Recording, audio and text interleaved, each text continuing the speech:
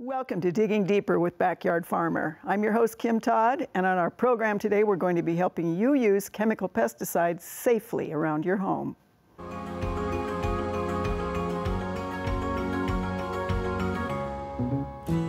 We use chemicals in our everyday lives pretty much all the time, and when it comes to gardening, after you've tried everything else, those synthetic pesticides can really help eliminate pest insects, keep the weeds down, and help them recover from rots and spots. Here to discuss what's on that label is Extension Turfgrass Specialist Roch Gaussoin. Of course, he is our turf guy in the turf chair on Backyard. No doubt, no doubt. And I'm really looking forward to this conversation because in the reality, knowing about the pesticide label and the precautions and that sort of thing. And we're going to use an example of something we've come across that we hope will clear up a lot of misconceptions, as well as provide the listeners or the watchers the information that they need to be safer and more efficient in the garden. So, Roch, you know, one of the reasons that we're talking about this is because this year we seem to be getting a lot of questions that are concerns about using chemicals in any form, especially on Backyard Farmer. People don't want us to recommend, and then they want something that's safe for pets and people, and they still want to get rid of whatever the problem is. So whether it's an insect pest or something in the turf, how do we respond to that, or what's the deal here? You know, it's great that they're legitimately concerned, right? You know, we do introduce things into the environment that can be toxic at some level. As a matter of fact, you know, from my toxicology classes that I took in graduate school, everything is toxic at some level. So we say the dose makes the poison, right? How much you take. So, and then when we look at the newer pesticides that have been developed, you know, they have worked very diligently, primarily to get them registered and as well as to make sure they're efficacious, to develop safer pesticides. So if we look at the pesticides that were put down,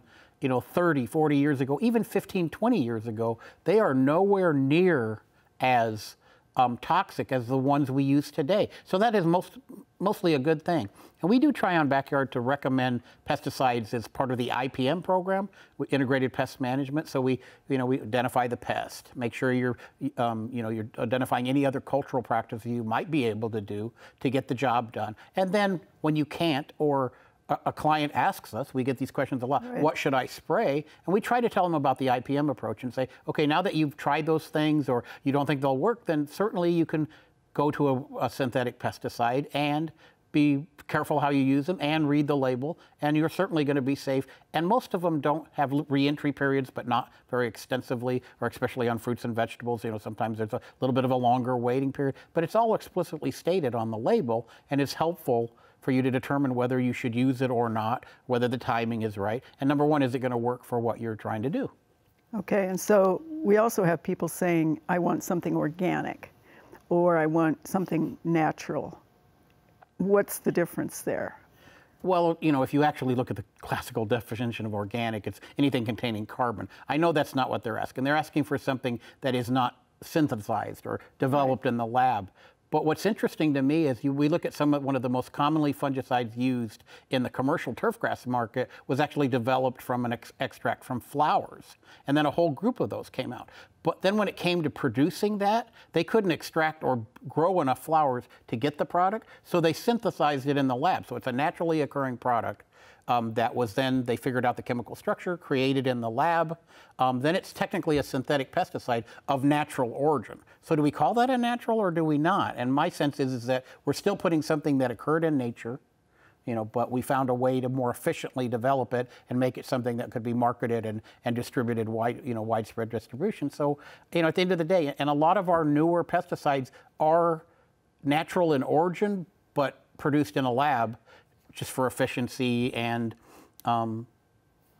cost issues, right? Sure, and being able to have enough of it. Oh yeah, quantity, definitely. Right. Yeah. So you mentioned a little bit about 40, 50 years ago, the chemicals we used were maybe not something we want to use today, of course, and many of them are off the market. How is the research done, or is it done a lot now on trying to find those safer pesticides and chemicals? Well, it's not only mandated in the United States, not only mandated by various organizations, including the ones at EPA that registers pesticides.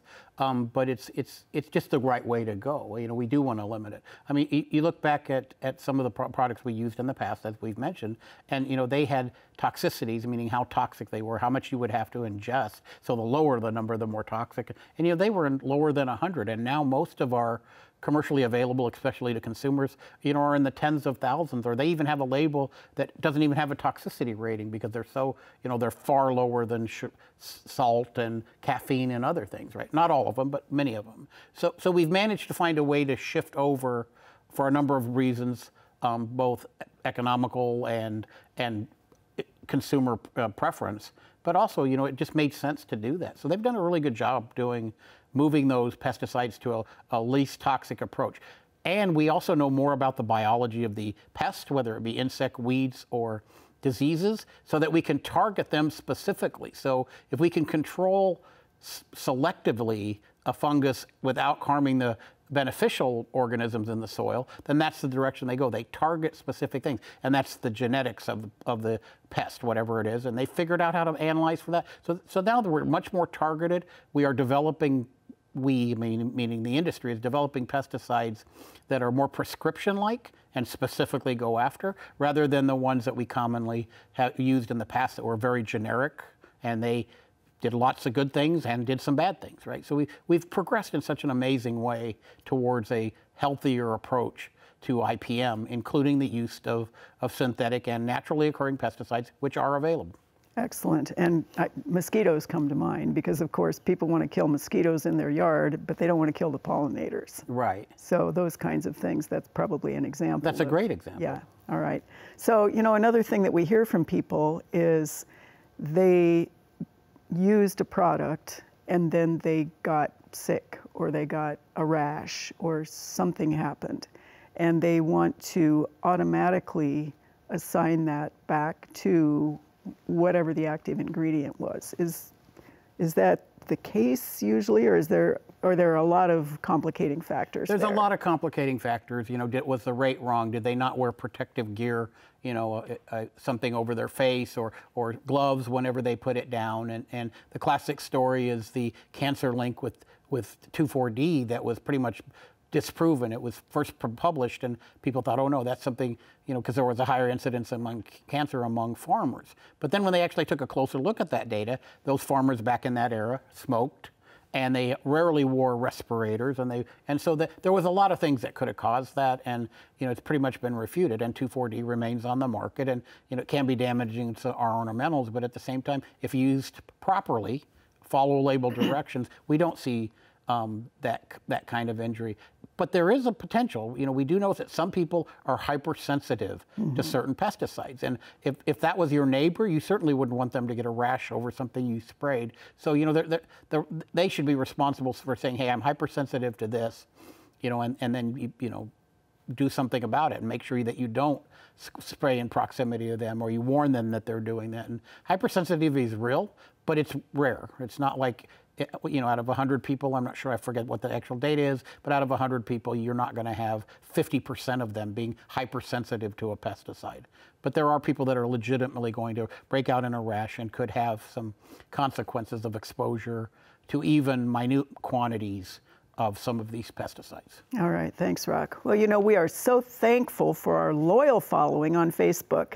And if you'd like to continue to watch us with in-depth discussions on Digging Deeper, do be sure to follow us on the Backyard Farmer and the Nebraska Public Media Facebook pages.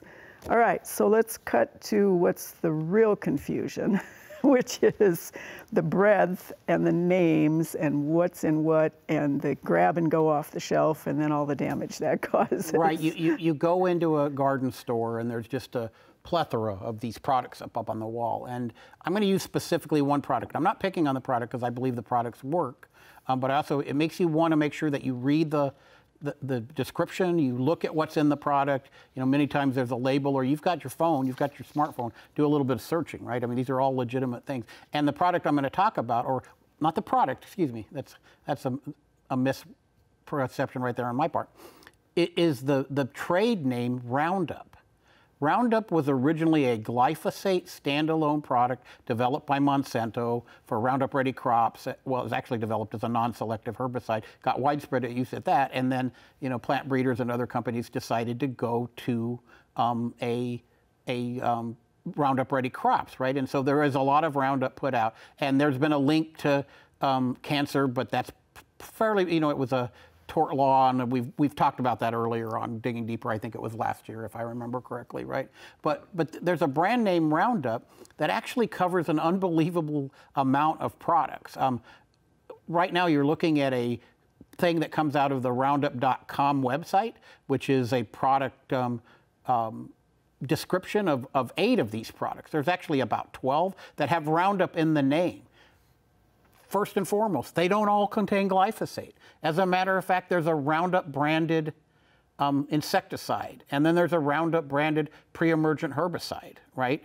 So some of them have Roundup, there's a Roundup for lawns that obviously has no glyphosate in it. So don't look at the Roundup name. In the commercial vein for farmers and commercial people, there are still just Roundup standalone products. But for the consumer, we have products that have a lot of different things in them, and they are targeted to a specific purpose. And I found this graphic, even though it's put out by the company that markets this product, it shows you in clear detail that they have various characteristics. And when you think about it, once again, we need to read the label. We read food labels. Certainly we could do a better job reading pesticide labels. But the glyphosate thing has been a little bit entertaining, because even before Roundup for lawns, which confused a lot of people, because you certainly don't think you could put glyphosate on your lawn, there were Roundup products that had other components added. There was a Roundup Extend, and it's now been modified to a different name. But it was for like the cracks in your sidewalk and in your driveway or parking lots or that sort of thing. And it had an additional chemical called imazapic. Well, imazapic is a long residual soil herbicide that borders on being a sterilant. It's not technically a sterilant. By combining those two, they could eradicate what was there and then suppress further weeds, right? So it makes sense to put that together. But it's on the shelf in the garden store, and it's got a little bit of a different label, but it's still got that Roundup flash on it. If you were in a hurry, you're going to grab that barrel and you're going to head out and you're going to spray it on, whatever.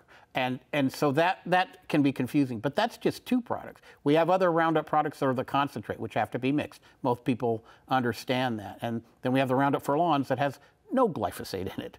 And then we have some that are, there's a Roundup now, it's Roundup 365, that has a year residual. So they've upped the rate of the imazapic. And then they have the Roundup Plus, which is imazapic but at a smaller rate. So it's only good for 4 to 8 months.